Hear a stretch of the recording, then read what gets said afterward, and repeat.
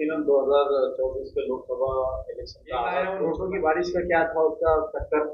जब नोटों की बारिश करवा सकते बाबा तो नोटों की बारिश करवाओ और डेवलपमेंट करो शहर का वो नोटों से। काहे कुछ जब फिलहाल से दिल्ली जाना आना पता नहीं कहाँ कहाँ घूम जाएंगे, क्या भटक जाएंगे, क्या होगा, ऐसे छिछोरे लोग।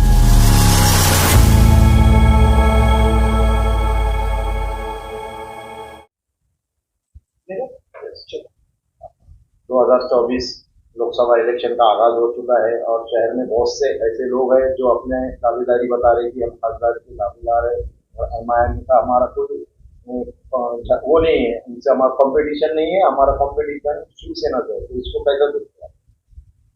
देखिए, यकीनन 2024 के लोकसभा इलेक्शन का आगाज हो चुका है और मैं समझता हूँ कि जैसा आप कह रहे हैं कि बहुत सारे लोग जो है तो मैदान में आ रहे हैं। मैदान में आने का राइट तो मैं समझता हूँ कि संवैधानिक तरीके से हर एक का है। लेकिन मैं देख रहा हूँ कि सियासत के अंदर जैसा पिछले 10 साल शहर ने एक सेंसेबल, एक पढ़ा लिखा, एक समझदार, एक काबिल खासदार और एक आमदार पाया, तो ये जो लोग मैदान में अमल में आने की बात कर रहे हैं कि उनमें उतनी काबिलियत है, कि उनके अंदर इतनी सिंसियरिटी है, कि उनकी मालूमात है, क्या छिचोरापन आपने सियासत को बना के रखा है। आप छिचोरी बातें कर रहे हैं चार प्रेस वालों को लेके बैठ के कि ये ऐसा है वो वैसा है। तो समझ में नहीं आ रहा कि सियासत का इतना मियार गिर जाएगा। मैं ऐसा सोच ही नहीं सकता था। कोई है तो बैठ के बस दावे करता है कि वो खासदार ने क्या किया, ऐसा मेरा ऐसा है, मेरा वैसा है, वो मौसी, वो चाचा। ये छिचोरापन कब तक चलेगा और ये शहर वाले कब तक इनको बर्दाश्त करेंगे। मैं यहाँ से 2 बार चुन के आया और तीसरी बार जमानत जब्त करके भेजे, यही बोले आपने कभी? एक आया वो नोटों की बारिश का क्या था उसका चक्कर। जब नोटों की बारिश करवा सकते बाबा तो नोटों की बारिश करवाओ और डेवलपमेंट करो शहर का वो नोटों से। काहे कुछ जब फिलहाल से दिल्ली जाना आना पता नहीं कहाँ घूम जाएंगे, क्या भटक जाएंगे, क्या होगा, ऐसे छिचोरे लोग जो है तो असल में इनका क्या है कि ये लोग गाड़ी खुद की लिए हुए है, खुद एक गाड़ी है, लेकिन इनके अंदर पेट्रोल जो है तो कहाँ से डाला जा रहा है ये सारे लोगों को मालूम है। ऐसे उचक्कों को जो है तो शिवसेना बीजेपी आज से नहीं बहुत सालों से पाल रही है। और लेकिन मैं समझता हूँ कि जब इन्होंने अगर इलेक्शन में खड़े रहने का तय कर लिया है तो साथ ही साथ इन्होंने जाकर जो मेंटल हॉस्पिटल है डॉक्टर खादरी का, वहां पर अपने अपने बेड बुक भी करवाना चाहिए, क्योंकि धूप भी ज्यादा रहेगी मई के अंदर और ये कह रहे कि हमारा इनसे मुकाबला है, हमारा उनसे मुकाबला है। ये मैं तो समझता हूँ कि ये बहुत ही छिचोरी सियासत के ऊपर उतर चुके हैं और इनको जो है तो यकीनन औरंगाबाद की आवाम ने आज नहीं, इससे पहले जमानत जब्त हुई, वो उनको मालूम है कब हुई, कहाँ पर हुई। आमदार का लड़े 1000, 1500, 2000 से ज्यादा वोट नहीं मिले, तो इनकी सारी ख्वाहिशा पूरी करके रखी है अवाम ने। और अभी ये उनकी ख्वाहिश है तो ठीक है, ये ख्वाहिश भी पूरी करके सीधा सीधा मेंटल हॉस्पिटल के 2 बेड बुक करवा के वहां पर भिजवाने की तैयारी आवाम रखेगी। क्वालिफिकेशन की बात है खासदार की, तो उनका कहना है कि खासदार चंद्रकांत खैरे 4थी पास है, तो इसको कैसे कहते देखते हैं? देखिए, चंद्रकांत खैरे यकीनन 4थी पास होंगे, 10वीं पास होंगे, वो जो भी होंगे, लेकिन उन्होंने खड़े रहे, उनको यहाँ की जनता ने चुनकर दिया।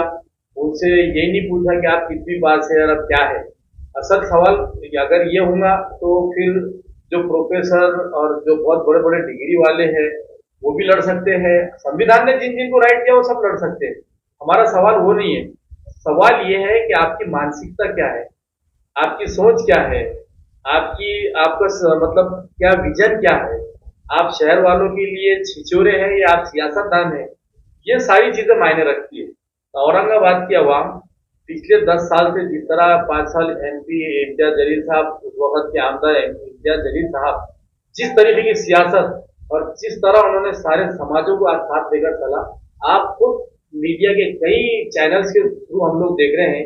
ये पहली मर्तबा हो रहा है कि आज हिंदू, दलित, सिख, ईसाई सारे लोग खुलकर कह रहे हैं कि हमको औरंगाबाद को इम्तियाज जलील जैसा खासदार, पढ़ा लिखा, समझदार, विजन रखने वाला, शहर की तरक्की के लिए काम करने वाला ऐसा खासदार हमें चाहिए, ना कि ये छिचोरे लोग जो कभी पिक्चरों में, कभी ड्रामों में, कभी कहीं खड़े, कभी कहीं खड़े, इधर गिरे उधर गिरे, कभी कांग्रेस में, कभी राष्ट्रवादी में, कभी समाजवादी के अंदर।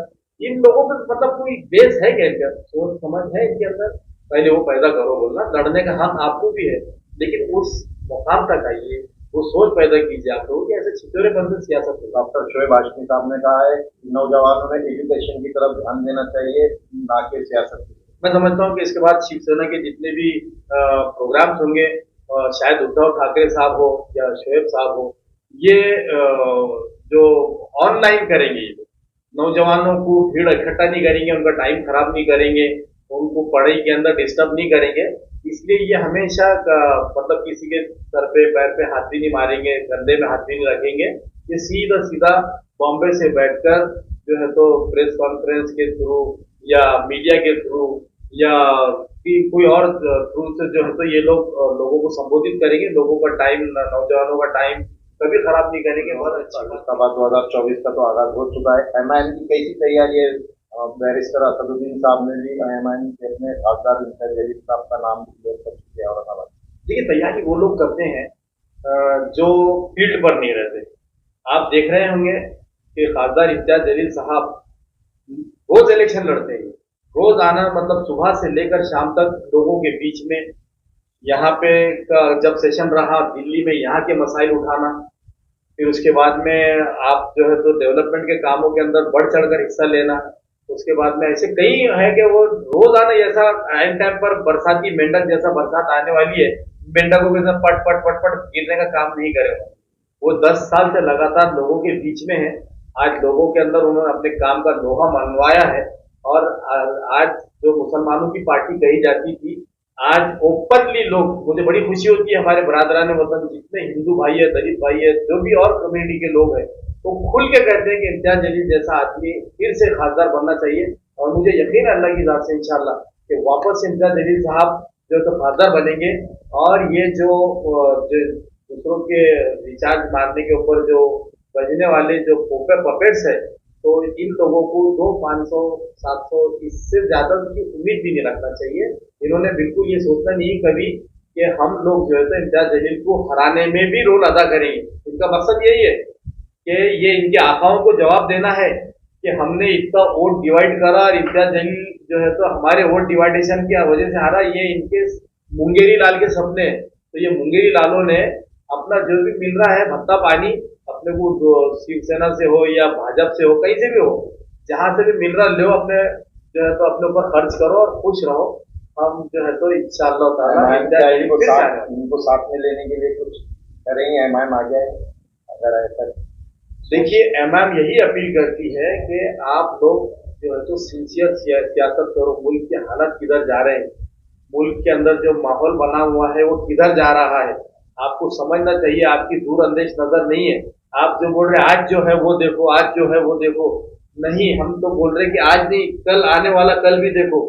हमारी जनरेशन के बारे में भी सोचो कि आपकी दूरअंदेश नजर होना चाहिए। आप जो है तो आज का मत देखो कि आपको आज पैसे मिल रहे, आप किसी को गिराने का हिस्सेदार बन रहे, आपकी गाड़ी में कोई पेट्रोल डाल रहा, कोई रिचार्ज वाचर मार दे रहा आपका। आप ये मत करो हरकतें। अगर आपके अंदर वाकई में थोड़ी बहुत भी सलाहियत होगी, मुझे ऐसा लगता है कि हर इंसान में सलाहियत रहती, अभी तक तो उसका इस्तेमाल कहीं दिखा नहीं है, लेकिन अगर थोड़ी भी सलाहियत अगर आपके अंदर होगी तो आप बैठो, गौर करो और देखो कंपैरिजन के अंदर कि इम्तियाज जलील अल्हम्दुलिल्लाह एक समाज के नहीं, सारे समाजों के लीडर है। आज वो हर समाज के लोग उनको चाह रहे हैं। तो आप अपनी ऐसी हिमाकतें मत करो, मजाक मत बनो। मैं इतना कहूंगा लोगों से। एमएलए संजय सिरसाट ने कहा कि औरंगाबाद ही नहीं बल्कि पूरे महाराष्ट्र से एमआईएम को संजय सिरसाट की पूरी जमीन जो है तो खिसक चुकी है। आज एमआईएम को बुरा भला बोलना, मुसलमानों को बुरा भला बोलना और पन्नास खोके एकदम ओके रहना, ये इनको अब कैसा है कि इनकी सियासी जमीन जो है तो पूरी तरीके से आज जा चुकी है। इंशाल्लाह मैं आपको उन्होंने क्या सफाया करेंगे, मैं आपका आज ये आप रिकॉर्ड मेरा याद रखना और उस वक्त निकालना जिस वक्त संजय सिरसाट का रिजल्ट आएगा।